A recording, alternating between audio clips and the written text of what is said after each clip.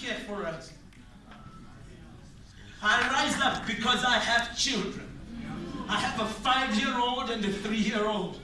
And I have another on the way. And if I don't stand up right now, political inbreeding will make sure that the same system will abuse my children and will ravage the future of my children. And I am not prepared.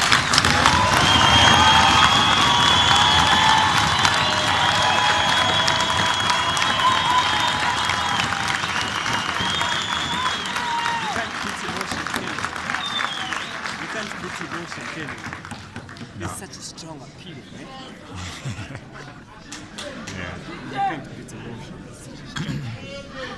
Oh, they say, oh yeah, you know, he needs to leave Zimbabwe. He needs to get out. He needs to go away. And then they wrote and they said, no, he's gone to seek exile. Where? My country is Zimbabwe. That is my home. It is my home. I live here. If you're going to arrest me, you will arrest me at home. If you are going to kill me, you will kill me at home. If you are going to abuse me, you will abuse me at home. Nobody cares. Let me tell you something, my fellow Zimbabweans, citizens of other nations, nobody cares more for your nation than the citizens of that nation. And for years in Zimbabwe, we have been quiet. And it's not our fault, we've been afraid. We've been afraid.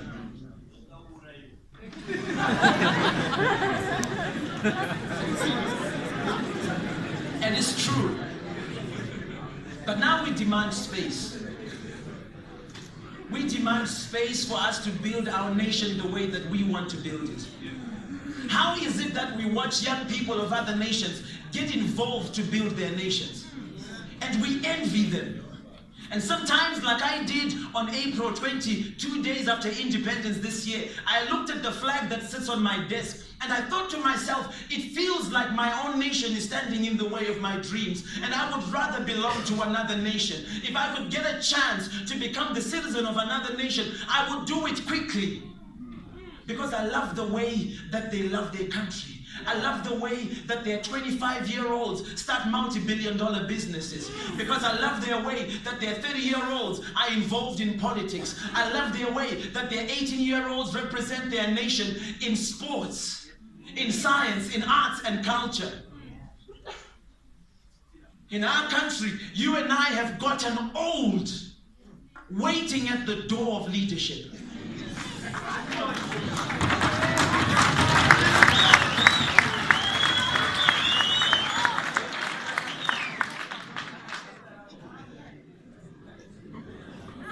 How do you justify somebody who calls themselves a youth and they're 40 years old? So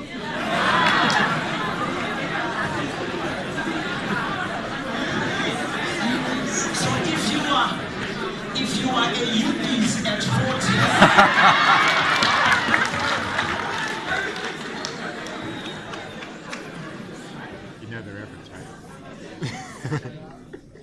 I speak with passion because I love my country. For years, we have thought to ourselves, one day the sun will rise, one day something different will happen. We waited sitting on the terrace. Like the story of David and Goliath, we stood for 40 days and for 40 nights, looking at a giant who every single day came out to hurl insults at us. We just didn't know what to do. But on day number 41, somebody showed up that no one expected.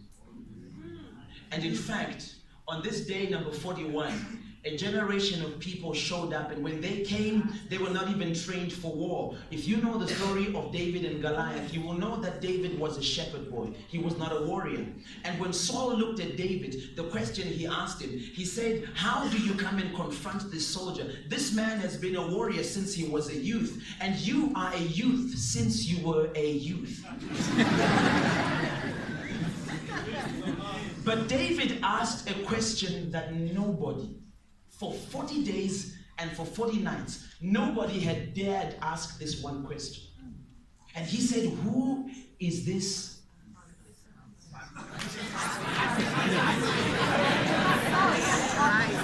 He says, who are they? And why have you left them? Everybody looked at David and they thought how in Shona they would look at this boy and his brothers, by the way, were at war. They were trained soldiers. I'm sure if they were Shona, and forgive me because I was slip into Shona for a little bit because it makes sense. I'm sure his brothers' friends looked at the older brothers and they thought,